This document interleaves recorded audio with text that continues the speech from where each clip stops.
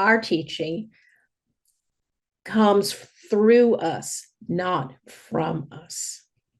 And when yoga teachers believe that the work and the wisdom and the teaching comes from them, that's when there's problems, because that's when ego takes over.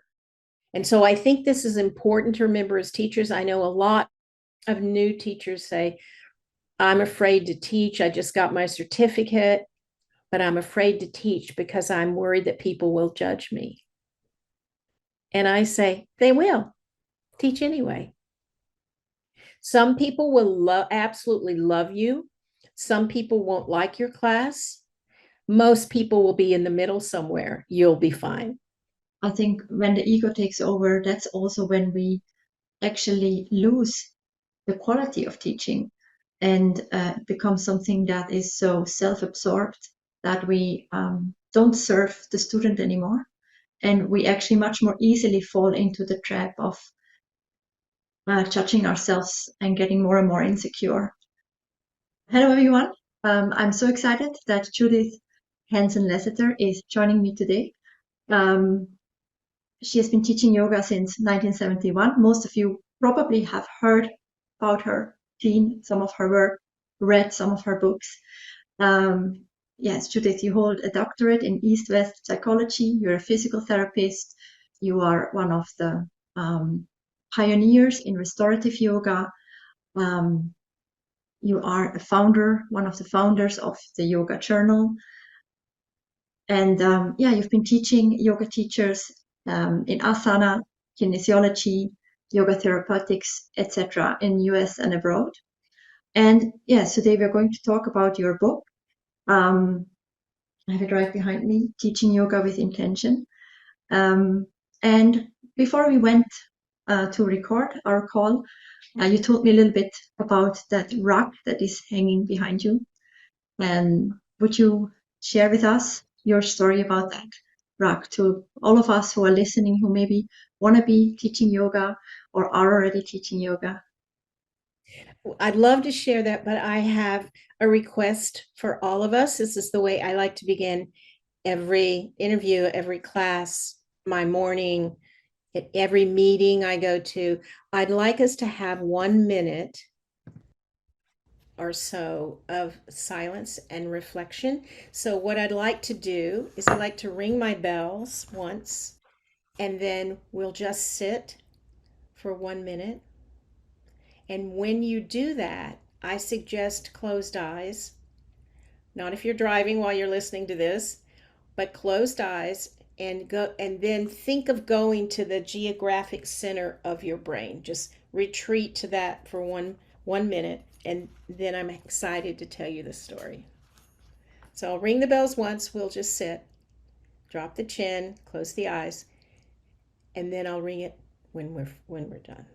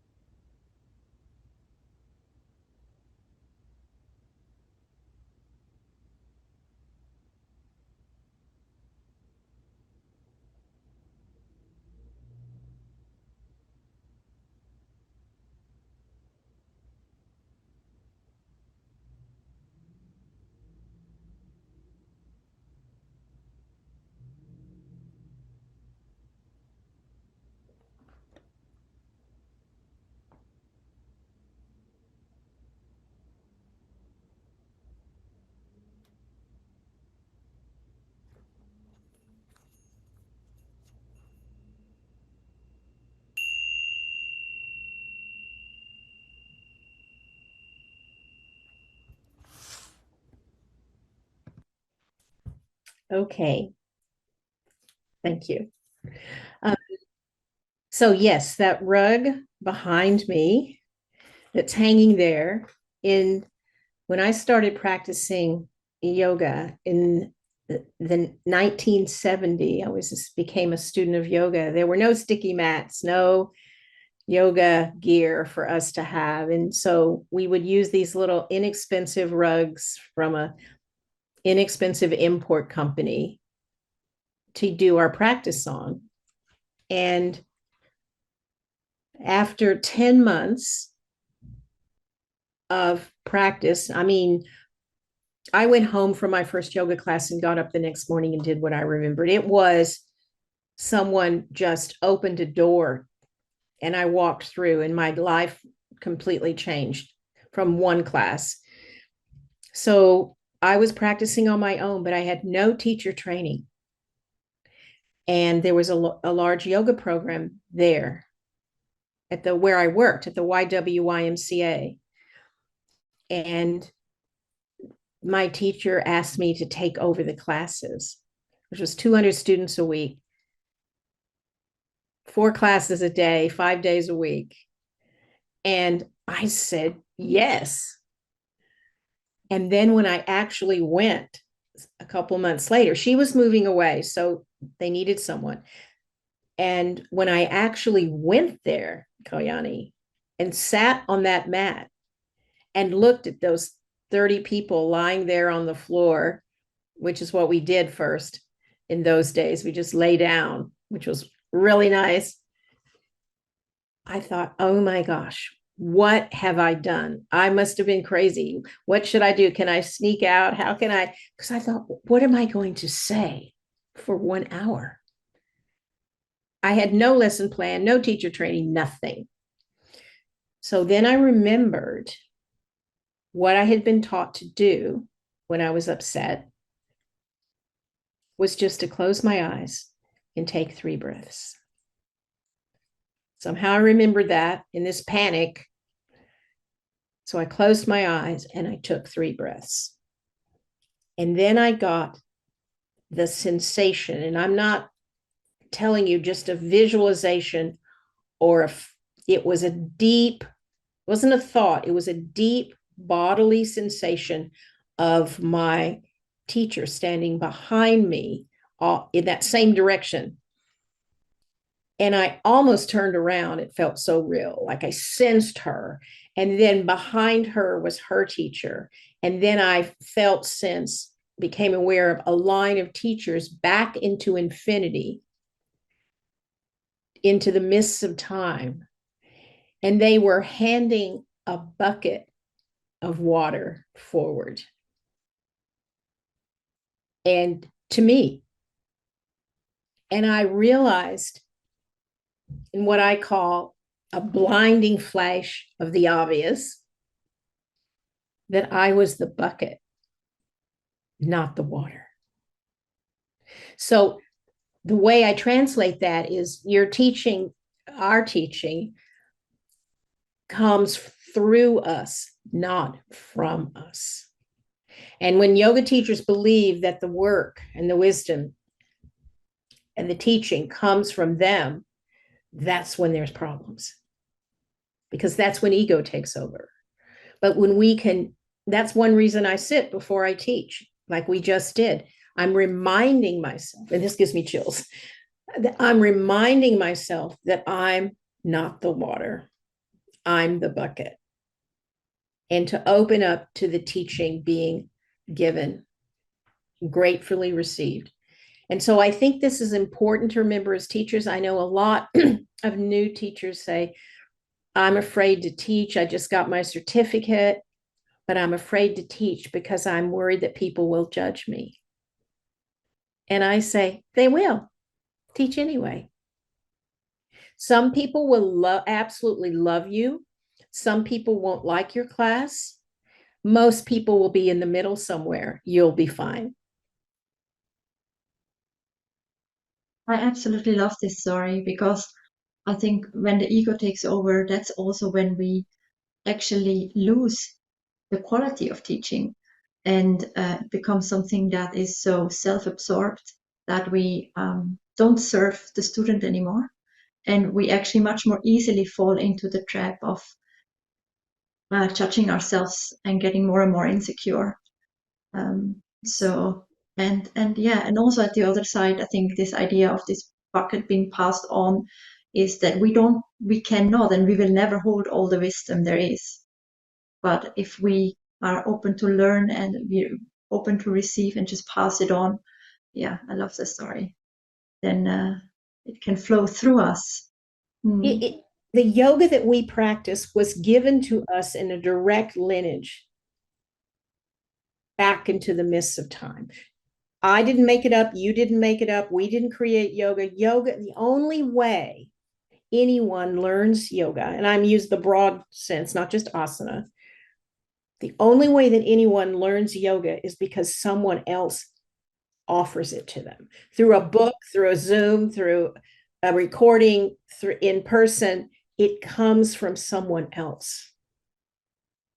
So it's not ours. No. Yeah. Wonderful. Thank you for sharing that. Yeah. Mm.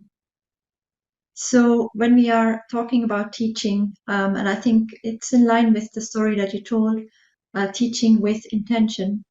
Um, so when I looked at the book the first time, and I looked at the subtitle, "The Essential Guide to Skillful Hands-on Assists and Verbal Communication," I initially I thought it's going to be a lot about adjustments, which there's also a big part in that. But what I really found so refreshing, and which is also very much in line with your other book on nonviolent communication, is your emphasis on the way that we cue verbally. And yeah, so can you tell us a little bit more about how that came to be for you, how you realized the importance of the way that we verbally communicate with our students?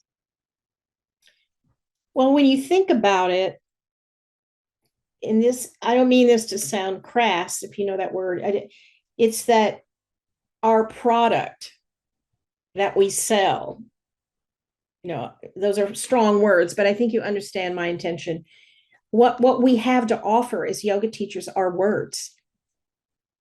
That's our product. We don't make dresses and sell them. We, we in a live moment share our words. Those are our product, right? So one of the things that I've noticed is that almost no yoga teacher training programs teach anything about speaking and language and words. There's a lot of teaching about the technique of asana and the student teacher relationship, and that there's some anatomy, never enough to suit me in kinesiology, because I think it's so important to be literate in movement so that we can keep our students safe and help them broaden their perspectives.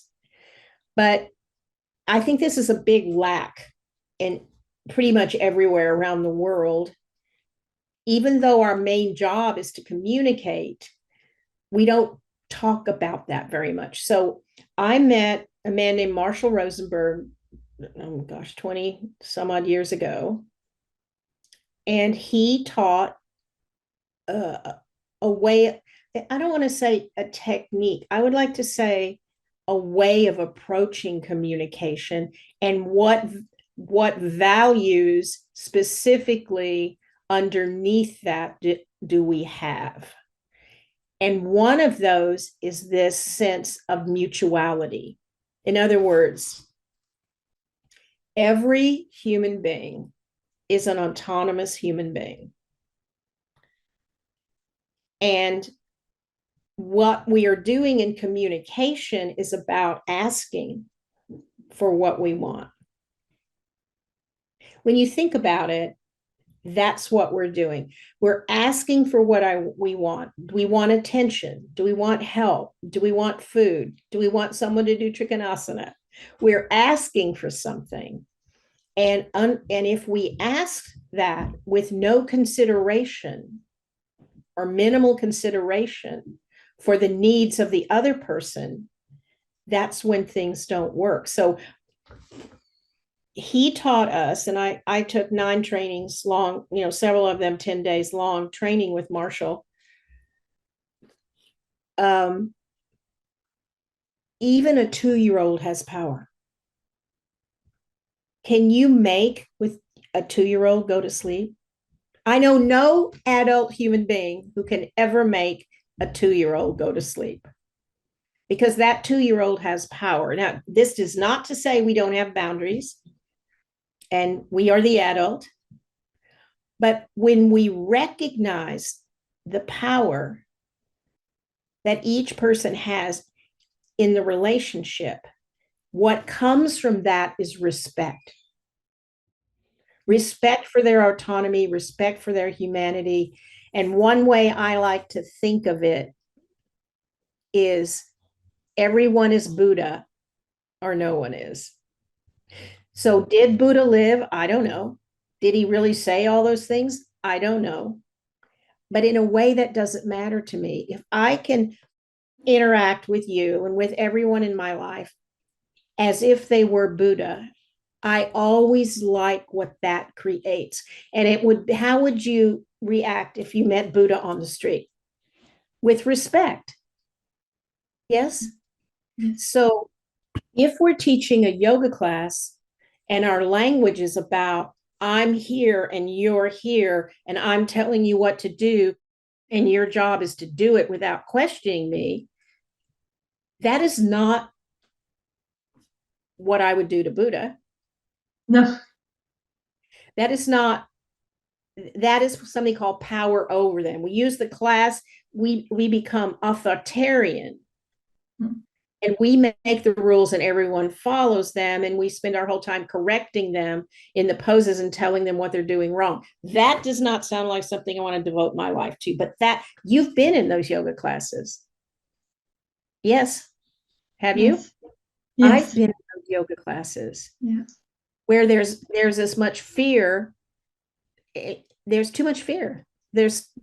So when I started studying nonviolent communication and understanding the values that are underneath it, then instead of saying to you if you're in my class in triangle pose, saying, you're doing that wrong, that's not what I told you to do this, I would say to you, may I show you something you might enjoy in this pose?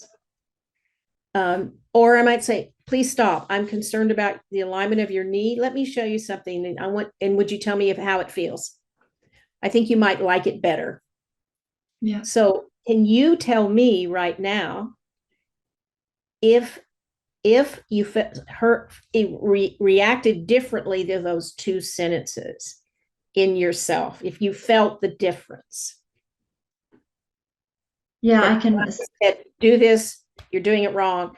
And then I said, may I show you something else, a different way to do this that you might enjoy?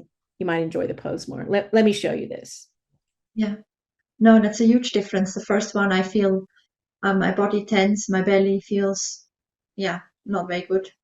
And the second one, I immediately smile. I feel the joy, like it's a joy to be able to move and to be able to have someone look at you and say, "Can I help you with this? Maybe you will prefer this," to get the attention and freedom to say Try yes this or and no. tell me how it feels. Would you try this and tell me how it feels in your body? Yeah. So it's not about memorizing words. It's about understanding intention and the values that create our intention. Now, don't misunderstand me. A number of times over 50 years, I have said to people, please come down right now. Yeah, of course. I remember this person in headstand very, very clearly, even though it was a long time ago. He was a new student to me. He came into my more advanced class. Usually I like to know the student before they come, but he insisted. So he came into my class and he was doing Shirshasana headstand almost on his forehead. So his neck was completely like that. And I said, please come down. I really am concerned about your neck. So he came down. And I said, wait for me. And I was working with someone else. And he went back up. And I said to him, please don't do that in my class. Because I'm so concerned about the safety of your neck. Please do not do that in my class. I gave him a very firm response. I didn't tell him that he was bad. I mean, I didn't even tell him not to do it. I just, not in my class. A clear circle. And then I said, may I show you something else? He said, okay. So I showed him how to do balanced on the top of the head. As BK Iyengar says in Light and Yoga, on a spot the size of a rupee, which really doesn't help anyone who doesn't live in India because we have no idea what that. So, and I showed him with a normal curve so that the weight is born, I believe in headstand, you shouldn't be able to tell me where the weight is because it's so equally distributed between the arms and the head. But then I did a very sneaky thing because I also believe that yoga teachers need to be sneaky. So my Mm. sneaky thing was I had several people who were you're standing around. I said, what do you think to these people? They said, oh gosh, that looks so much better. Oh yeah, really. Look how straight he is now. And they said all those things. I didn't say them, because I thought, well, if I can use the ego a little bit, get his ego hooked in. And then he started coming and he started doing the headstand differently. Um, so I'm not afraid to say no to you. Mm. But when I offer you, I want to, my value is mutuality, that this is our practice in a way that it's your body and it's my words, and how can they come together to create stillness and presence in the moment of the asana, because the asana is not the yoga. Mm. The residue the asana leaves in the nervous system is the Mm. yoga, Yeah. and we forget that difference. So what can I do to evoke with my words, my humor, my story, my silence, my gentle touch, for which I have asked permission every time, that helps you discover you? Mm. It's like, one last thing, it's like teaching a child to jump in the swimming pool. Have you ever done that or seen that? What you do is the child's afraid, they probably got their little lifesaver on and they're standing by the, and you stand there and you help them, and then you stand really close and they jump and they jump, and then you take a step back and then they jump, and then you take a step back and then they jump. That's an analogy. Yeah. Yeah. So in a way, we want to empower our students to not need us as much anymore, right? So and So and if the best yoga teacher has no students. right, yeah, very good. Yeah, I love that. Yeah, and in your book, quite in the beginning, I think you're telling the story about a student who got really upset when you said something because she interpreted that or she understood that you were talking about a teacher of hers. Ah, yes, I know that story. Yeah, and the way that you reacted to that, maybe opposed to maybe how you would have reacted earlier, or most of us would react. Can you elaborate on that? Yes, that was a eye-opening moment for me. So I'm teaching a class in restorative yoga, how to learn to teach restorative yoga. So all teachers in the room, big class, and I mentioned, sometimes I talk about ethics, and I was particularly interested in ethics in those days because, as you know, in the yoga world, sadly, there is many boundary crossings of ethics and between the student and the teacher, and a lack of clarity, sad to say. So I mentioned something what I felt was generic. In other words, it was clarity in the student teacher relationship or something like that, just like 2 or 3 sentences. And I noticed there was a woman about halfway back in the group who started crying. And people were handing her, Kleenex to like, and she raised her hand. She said, I can't believe you said that about my guru. Now, I didn't know she had a guru. I didn't know this woman. I didn't know she had a guru, and I certainly didn't know who it was. And I hadn't mentioned anybody's name in what I said because I make it a habit, a professional courtesy. I do not mention other yoga teachers from the mat. So if someone says to me, well, my teacher so and so said to do it the opposite way, why would they say that? And I'd say, I don't know, but let me tell you more about why I like it this way. So I don't sometimes I mention Iyengar, who's my teacher, but rarely do I mention another teacher from the mat. I just think it's professional and clean. Yeah. So I know that I never, because first of all, I didn't have any idea who it was. Mm.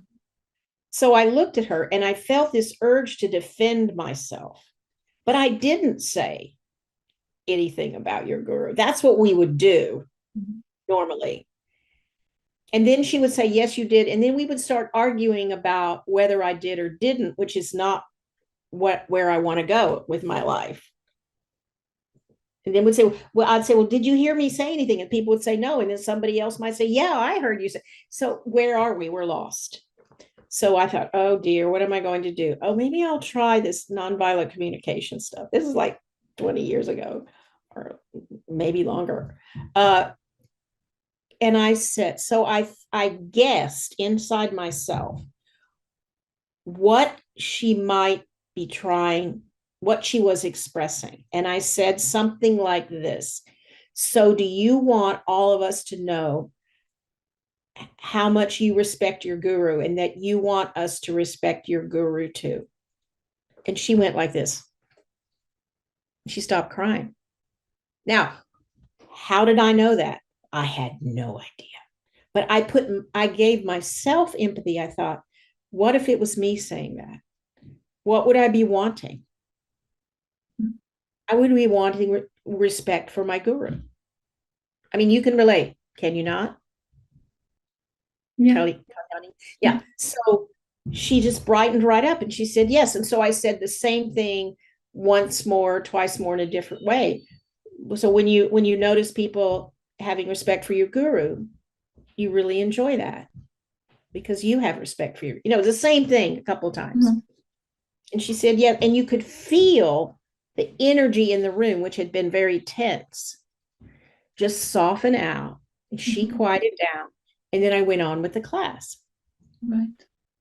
So I thought to myself, whoa, that was amazing because I'd never done that in a yoga class before. I'd used nonviolent communication in my family or in trainings or with other people who already knew it. And I felt kind of funny saying it, but it was amazing. It recreated connection between her and me and her in the class. Because you were validating her feelings, right? Without arguing, without actually even discussing the content of, going down the content trap. Who was right? Who said what? Yeah. Yes, exactly. So let me tell you, before I tell you the amazing way it ended, my definition of empathy is understanding independent of agreement. Right. Understanding independent of agreement. I didn't need to agree with her and say, oh, of course, I'm sorry, or I didn't say I'm sorry just to get out of it. I was honest with myself. I didn't even know who her guru was, as I've said. So quieted down, we went on with the class, and a couple people came up and said, how did you do that? That was amazing. And I'm like, I'll tell you a little bit, but so here it is, the last day of the class, and people are coming up to say goodbye. It was very humbling and grateful. They come up and say goodbye and thank you. I learned so much and whatever. And she's standing in that line and she comes up to me and she looked at me and she said these words, because they're burned in my heart. This was the best workshop I ever took. And part of me is going, what? Upset. So I said, thank you. And she said, and thank you for apologizing for what you said about my guru. Well, here was another lesson from the universe. I had never apologized, but it's not about what we say as human beings and as teachers. Communication is completely about what the other person hears. It's not about what I say, it's about what you hear. Right. So she heard an apology. Mm-hmm. So I had a choice in that moment. My ego could have said, no, you're wrong. Because the ego always wants to make people wrong. You're wrong. I never apologized. Mm-hmm. Or I could have taken the other path which I did, I just looked at her and I said, "You're welcome." And Yeah. she said, "May I hug you?" And I said, "Yes." I Mhm. had this rule. I don't hug students, but if they ask to hug me and I want to do it, I will. So she said, "May I hug you?" I said, "Sure." So she hugged me. And she went merrily off. Mhm. And I'm stunned Mhm. because I took a different path. Yeah. First, empathy for me, Mhm. and then empathy for her out loud to her. And it changed not just her life, Mhm. not just my life, but it changed the workshop Mhm. because people felt it. Yeah. And when people feel seen and heard, that's another way for saying they feel safe. Yeah. They feel empowered. Mhm. And who does not want students who are empowered in their own being and their own self and open to learning because they feel safe? Yeah. You like that story? I love it. Yeah, I really like that story a lot. Well, And thank you for reading the book. yeah, I did. I did. Um, it's not very thick, so that helps. It's Yes. it's really a nice like format. It's something you can read in 1 or 2 days, and yeah, it has a lot of information, and especially about the nonviolent communication. I found that really, in a way, so refreshing to bring it into how to actually apply it in a one-way direction as well. Because as teachers, we often there's not so much dialogue, right? So how do you apply that when there isn't as much dialogue, when you're the person who's doing most of the talking? Um, so that's what I found really interesting. And one of the things that you maybe just touched upon as well a little bit is the concept of empathy before education. Is that also in the same line that you have the empathy first before you're trying to push, or not push, but offer?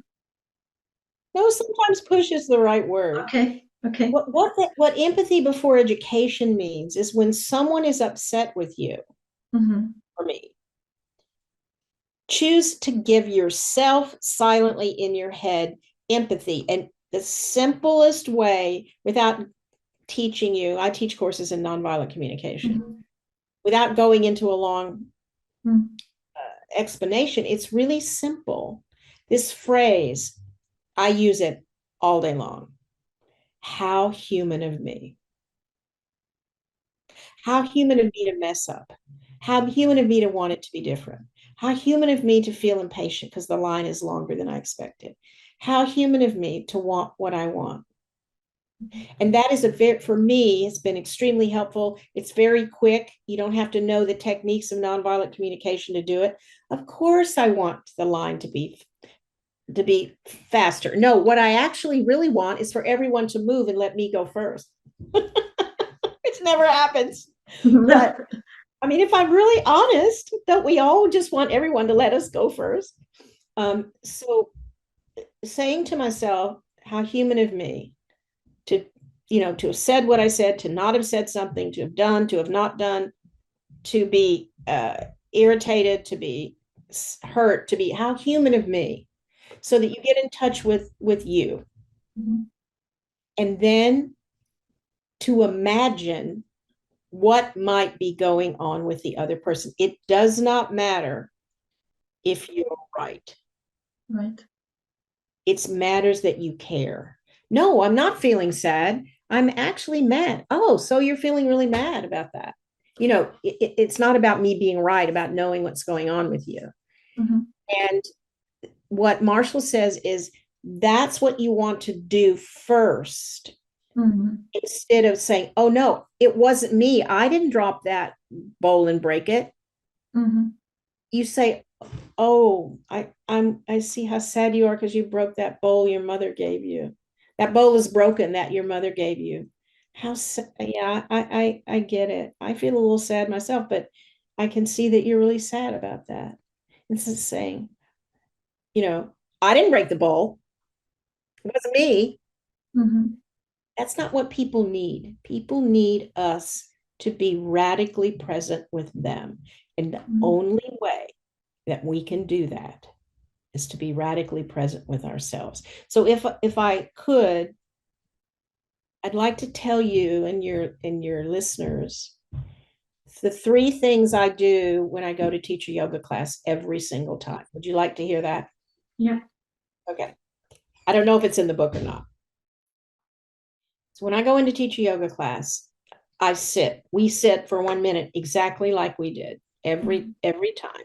And part of what's happening for me during that time is I'm letting myself be aware of what's alive in me at the moment. Am I excited? Am I nervous? Am I happy? Am I sad? Am I irritated? I was having an argument with someone at home. I mean, it does not matter what it is, but I want to identify the feeling that's alive in me. I'm bored. I'm tired. So right now I'm just feeling a little tired, and I really rather be home in front of the fire, drinking hot tea with my friend who's visiting from out of town. Instead, I'm over here teaching a yoga, whatever it is. Mhm. Just the feeling, not the words, but the feeling of it. Because if I don't, rather, if I'm not connected to me, how can Mhm. I possibly be connected to you? Yeah. So I just, I'm just feeling happy today. Feeling really happy. That's it. Then the next thing I do is I want to connect with you as a human being, to see you as you are right now. And this is why it is so much easier to fly off to some exotic place and teach people you've never seen, because you have no history with them. The actual hardest teaching is to stay in one place and teach people for 35 years. Mhm. You know them before they married, then they married, then they had children, then they got divorced, then this happened. I mean, you can't help but know their life. So you begin, and so it's harder to see them more without all of those things that you know. Mhm. Mhm. So that's why I sit, I get in touch with me, and then I try to see you as you are in this moment, and to be present with you as a human being, and to use my language to reflect that I respect your autonomy Mhm. and I see you as a human being. And the third thing is to teach you how to turn your left foot in and your right foot out and do triangle pose. The pose is the least important thing. Mhm. People come, Kalyani, to your class for you, for that they're able to see through you their deeper selves. And they think it's you that's doing it, but you're just reflecting it. Because the most important job for all of us as yoga teachers is to reflect back the inherent goodness and inner wisdom of the student. And we must find that in ourselves first. But your students come to your class for the way you express it. They like roses, and you're a rose. They can hear it from you. As someone once said to me, you teach the way I learn. And that's what's going on. Because if you went out of town, if we were living together in the same city and we were friends, which I'd like us to be anyway, even if we aren't, is, oh, will you substitute my Thursday night class for me? My mother's ill, I need to go, or whatever. And I'd say, sure. And I would walk in. Now, I've had 52 and a half years of teaching, 53 years of practice, all these degrees, all this learning, all this experience. And they still would go, maybe they wouldn't do this outside, but inside they'd go, where's Kalyani? You're Yeah. The hardest class to teach is someone else's. Mhm. Have you ever Yeah. experienced that Yeah, I did. Yeah, it's really hard. when you substitute Yeah. for some? Yeah. But I think what's the most important in that moment is to really just be yourself, and as a teacher just completely focus on the students, and Of then course, that's true all the time. But you can feel the ruffle, like the little ruffle. yeah, So yeah, yeah, yeah, yeah, because a lot of beginners teachers, they start off as substitutes, I so know that's that's, the hardest one. it is, yeah, it You know, really, the most difficult. teaching is a beginning student and a beginning teacher. Mm. So it really, in a funny kind of way, we should take our most experienced teachers to teach beginners and our Mhm. least experienced teachers to teach more experienced students, because the more experienced students can help the beginning teacher become a better teacher. Yeah, that's true. Yeah, yeah. But usually it's the other way around, isn't it? I know, always Yeah, it's the other way. yeah, yeah. And so you talk a lot about self-empathy and about this, that to really be connecting with yourself in order to be able to connect with the others and not be projecting, right? That's also one of the things that happens if we are not in touch with what's going on with us. We might be feeling agitated, or we might be feeling tired, or we might be feeling um, stressed. And then if we are not aware of that, we actually project it on the student. So we think, okay, they are, the way that they react to us, we then interpret it that they are maybe not liking the class or not liking us, or they are too stressed out, they should rather be home, right? So that's something that really resonates with me. So this idea of only once you're connected with yourself can you actually see clearly what's going on outside. And yeah, Can I tell you a story yeah, that about one. that idea of projecting? Hmm. So I had a student who used to come very irregularly to my Wednesday night class. And I always thought exactly what you said. Well, she must not really like it. Like maybe she just comes because she can't find another one tonight or whatever. But I thought it was about me. Hmm. And then several years went by and I got a letter from her. The day was when people wrote letters with stamps and envelopes. And she said, I just want you to know how much your classes mean to me. I take care of two invalid parents by myself. And sometimes I'm not able to come on Wednesday nights if one of them is feeling bad or something else is going on. But when I can get away, it's so important in my life. And I just gave that woman, and even now, the biggest namaste, because she taught me that it wasn't about me and exactly what you were saying. So I think that's exactly, I really concur. I really agree. And I really want to emphasize what you said. Go to your class, surrender this teaching to the universe, to your chosen deity, to your guru. Just like let go of this, to Shiva, the great yogi. These are not my students. These are your students. These are their own self. Whatever, if you have whatever allows you to let go, and then open your heart and step on your mat, stand in your own light, speak from your own wisdom with love. And I always, when I leave a class, I go to the bathroom, wash my hands. Like, these are not my students. These are the students of yoga. And I just let go uh, of of that. And that woman taught me that. Like, you do not know. You never know what, because when we speak, let me put it this way, when we speak, when we stand on our mat and stand in our own light and we speak our own wisdom that we've discovered, that we've experienced, it might be the most, I mean, spiritual truths are incredibly simple.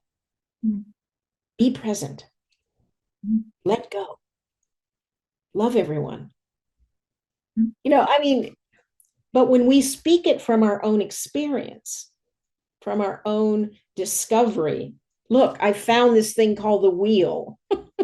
you know, I've discovered this, I've experienced this, this is how, and I share it with you. That's what, then we no longer are teaching technique. Yeah. Then we are changed, then people's lives are changed. Yeah. By what we say. And that's when it doesn't come from ego. Mm. When it comes from our true self, however we experience that to be. Yeah. Yeah. Yeah. When we're authentic, when we're able to empathize with ourselves and be really in touch with ourselves, then we can be authentic with others, and we can be truly open in our hearts. And yeah, that's the most beautiful place to be, I think, in any life Absolutely. And then situation. can we live that? Can we live that in the greater world? Yeah. To me, my yoga practice is my vacation. Mm. It's not my spiritual practice in a way, in a funny kind of way. I mean, it is, but when I then what do I do when I go out of my yoga room? Do I yell at my kid? Mm. Do I get angry in traffic? So there's a Buddhist friend of mine who said, this is so funny. And anytime we get humor from Buddhists, it's a good thing because they're very serious, Buddhists always talk about, impermanence, decay, death. I always tease a cheery Buddhist, they're always talking. So she said to me, you want to know how we were talking about making progress in practice? She said, do you want to know how much progress you're making in your meditation or your practice? I said, sure. Yeah. How do I know? And she said, go spend the weekend with your parents. You don't have to go to India to a guru. You don't have to go, 6 hours in the Buddhist temple. Just see. And I laugh so hard. You laugh because you understand. So I have this book called Living Your Yoga. Mm. And to me, our practice is about how we are in the world. Mm-hmm. Do we bring the joy of practice into the world? And especially, how do we behave in difficult situations around difficult people who we don't really like? Can we see them as Buddha? This is why I have this phrase, everyone is Buddha or no one is Buddha. And that has helped me so many times Mm-hmm. in the world. Yeah. What if everyone was Buddha? Yeah. So can I treat myself first? That's the hard part for me. Because I was raised in a family and in a culture and a religious culture where if you thought about yourself, you were selfish and you should only always think about everyone else. Yeah. So here, let me tell you about a simple way to use NVC in your life, nonviolent communication, off the yoga mat. Because really, isn't the whole world our yoga mat? And Yeah, everyone so. is our gurus. Mm-hmm. So let's say you're working at your desk in your job, and your friend from work comes up and says to you, oh no, here's a better example. You're teaching your yoga class, it's nighttime, you can't wait to get home. It's winter's coming, it's cold, it's dark, it's wet, you want to be home in your fuzzy slippers or whatever, eating your bowl of soup. And so your class is over. And people come up to you after class. And besides that, tonight you happen to be going with your friend who's waiting at the door for you, going, I'm here. And so here you are. You see your friend over there, or you want to go home. But let's say you see your friend, and this person walks up to you and wants to tell you something. And they say, and this is something I know people get in the United States. I don't know I think it translates well, but they say, I need to tell you something. Okay. It was a dark and stormy night. I mean, they're writing a novel. They're telling you the day they were born. They want to pour out their heart to you. So they start out, it was a dark and stormy night. They don't really say that, but they'll say, 10 years ago, I fell off this ladder. And then I went to the hospital and my husband couldn't come with me. And that was really upsetting. And they just start telling you this whole thing about this injury. Do you know what I'm talking about? Yeah. Yeah. So when you know that this is going to take at least half an hour until we come to the point. Minimum. Okay. So exactly. Yeah. Okay. So I was taught that you're polite and you just listen to them. Mm-hmm. Even though you're feeling irritated, you're not being true to yourself and you're not taking care of yourself. And your friend is there going, right at the door. So one of the most liberating things I learned how to say with nonviolent violent communication is the word no. Mhm. I'm not making a joke. Mhm. So he taught us how to say no in nonviolent communication, which Mhm. was so liberating for me. Yeah. So now I would learn to say, that person's there and they're asking me, and I'd say, give myself empathy. How human of me to want to leave. I hear how important it is to you to tell me this story. But right now, I'm unable to give you my full attention because my friend, you see my friend, she's waiting for me and we're going somewhere. And we're going somewhere. So I'm wondering, could we set up another time to talk when you could have my full attention and tell me this, what you want to tell me? Now, that that is a perfect example of nonviolent communication because it's not that you have to forget what you need and only try to help her by listening when you don't want to listen, but you're not really giving her your full attention, and people know that. Mhm. Because if you're the person who wants to tell me the long story and I keep looking over there, she senses my impatience. She senses that I'm not listening. So then she starts over or she talks louder. Mhm. Yeah, And, and she feels and dissatisfied in the end as well. she's not So, satisfied. I'm not satisfied. The friend's not satisfied.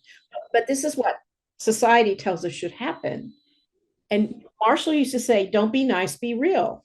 mm, What we haven't been trained in is how to say no and maintain the connection with the other person. that's We so only see important. giving in as the way to maintain connection, but it doesn't. Yeah. So I'm unable. I know. I sense that you really want to tell me this. I see or hear or I'm aware that you really want to tell me the story, and I really want to hear it. But right now, I'm not able to give you my full attention. That's being completely honest. Mhm. And people love that. Yeah. But while you're doing it, while you're telling someone, I can't give you my full attention right now, I'm unable to give you my full attention, Yeah. you give them your full attention when you say no. Yeah. And Right, that's really I'm safe. unable to give you this, my full attention, but let's plan a time when I can. Yeah. So right now, you, Kalyani, how do you feel hearing me say that way of saying no? How do you feel when you heard that? Um, I recognize the way that we have been conditioned in our society that no is something that breaks the connection, and that the Yes. only way to keep the connection is to um, basically do what you're asked to do. And um, it's really hard because it becomes a conflict inside of us. I think that kind of rips us apart, and that makes us lose our authenticity and our empathy for ourselves and our empathy for others. Um, so yeah, I So think how do you it's feel? And then yes, I love hearing that. You understood it completely, but what I'd love to hear is how you actually felt in your body when you heard me say that.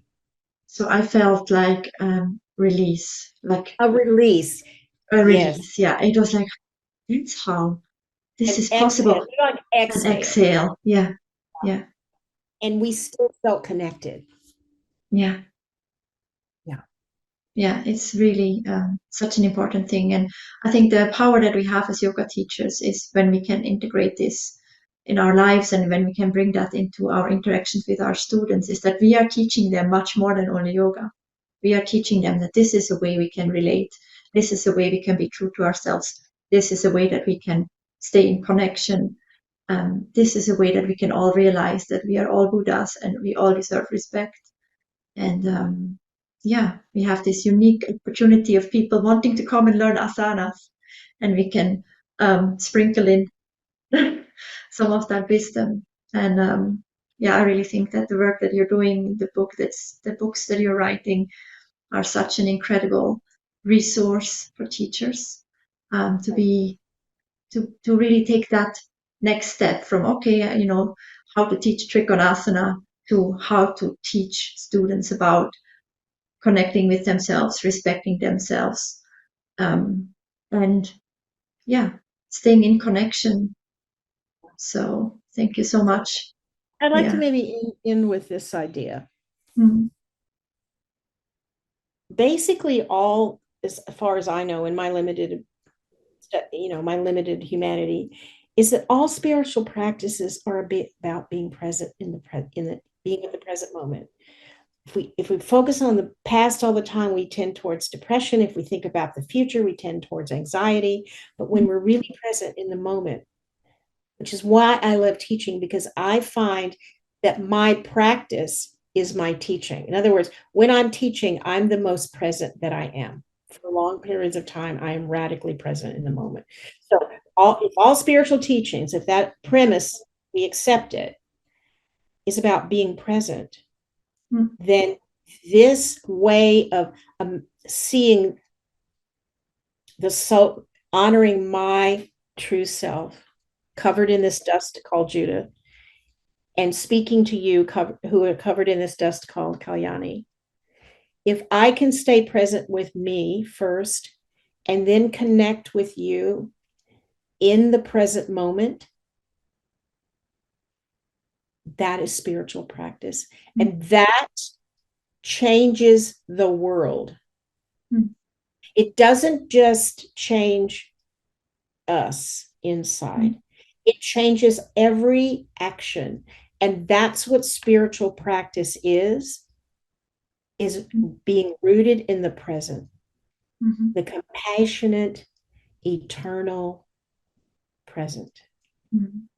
With every action that I take, with every word that I speak, and especially the words we speak from the yoga mat to other people, because they come to yoga not for exercise. They know unconsciously, intuitively, they know that there's something else there. They're looking for something else. They may come because their hamstrings are tight or their lower back hurts or they have headaches. But that's not what they really want. They want authenticity. So people, this is a great quote from two psychologists in conversation. Carl Rogers and think of his name in a second. Oh, Martin Buber, in conversation. This came out of that conversation many years ago. Carl Rogers developed transpersonal psychology in the 40s, 50s, 60s in there. And it was people get healed by having an authentic connection with an authentic human being. And the practice of yoga is about becoming authentic. The teaching of yoga is about revealing your authenticity, your presence, and mirroring back the students. That is an honor and a blessing. To teach yoga is not a right. It's a blessing. It's a gift. And we should, I believe, as we end here, humbly be grateful for the fact that this is what we get to do. Yeah. And we get to do it barefoot wearing our pajamas. What better job is there than to support other people finding their true self? Yeah. And This hour has been a delight, an honor, so much fun. Thank you so much, Judith, for agreeing to meet with me and to have this talk. I'm really sure that our listeners, viewers will be loving this. And we will be linking out all the things we spoke about, your books, your website, etc., so they can find you. And yeah, thank you so much. It was a real pleasure. And I do hope I might be able to meet you one day, train with you. Are you still teaching teachers? Yes. I'm going to London. I go to London every year in the spring teaching. All right. And I'm on Zoom. Okay. My daughter, you can find me. You can tell everyone just to go to judith.yoga, www.judith.yoga. That's all you have. There's a dot yoga, which we should all have. All Judith right. dot yoga, and you can find everything. Oh, And perfect. I'd like to thank our listeners for all that they do. You, Kalyani, certainly, and all our listeners. I feel deep gratitude for all that you do in your life to give back. On those nights when you don't want to go teach and you teach, and those you go to show up, there's three people, or the discouraging moments running a studio or training teachers, or and you're not alone. There is an invisible sangha of people all around the world that are living their yoga with love and gratitude. So may we end this way. Turn your palms away from the body. Inhale the breath. Exhale, bringing your hands in front of your heart. Namaste. May we Namaste. live like the lotus at home in the muddy water. Thank you, Kalyani. Thank you so much, Judith. Thanks.